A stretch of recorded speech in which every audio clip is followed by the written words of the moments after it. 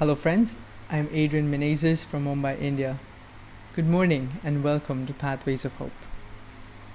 I will first read a part of the Gospel for today.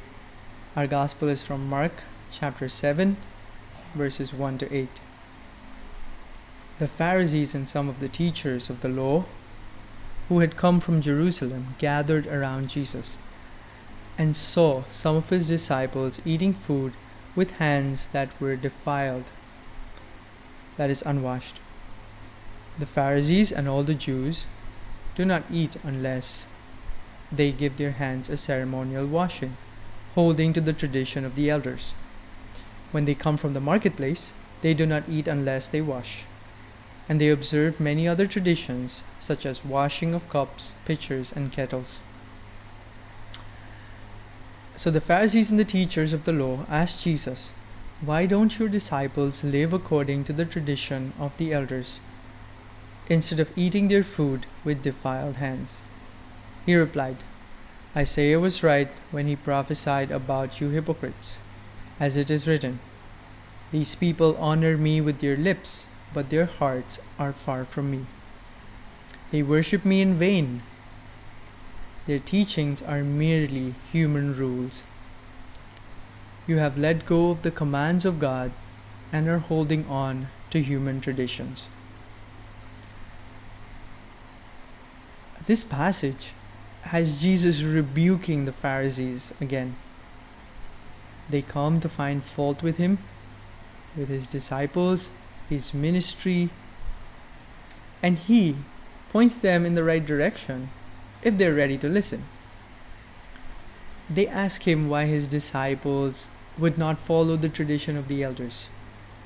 For us to understand, this is not just washing their hands before a meal for cleanliness, but it's a ritual that the Jewish elders had instituted, where the people were supposed to wash their hands in a very particular way before eating. As I said before, the Pharisees were not just asking innocent questions, but the Gospel says they were trying to trap Jesus. They were probably trying to shut down his ministry. And Jesus points this out for us. The main theme of this Gospel is nothing outside a person can defile them by going into them. Rather, it is what comes out of a person that defiles them. To make it simpler, it's not just what you eat that makes you holy or unholy, but it's the things that come out of your heart that make you holy or unholy. Again, Jesus is more concerned with where our heart is than if we are doing the right things, if we're doing the necessary obligations. Is our heart right with God? Or are we only externally doing the right things? He calls out the Pharisees because they keep the external laws, but their heart is not right with God. So, for example, they hate Jesus because he is popular, but they do not yet kill him. Not yet. But we all know that in the end, their hatred ends up going to a point where they kill Jesus. This is what Jesus is after. If you have anger or hatred in your heart for someone, you gossip about them. You post about them on social media. You may have not killed them literally, but Jesus has already told us in the Sermon on the Mount that anyone who calls his neighbor a fool, anyone who gossips against his neighbor or slanders his neighbor, has already killed the person in their heart. Your heart and mind is very important to Jesus. He is all about the transformation and renewal of our minds. The inside is as important as the outside. Your heart is as important as the things you do.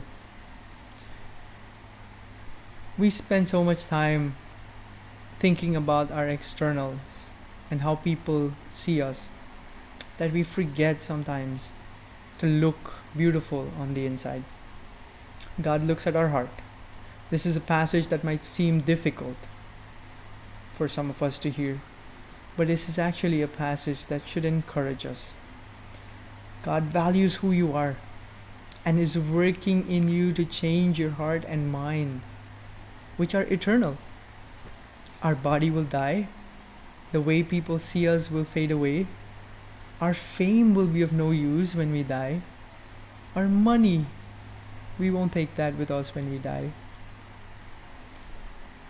And so take concern about being clean and pure in your heart.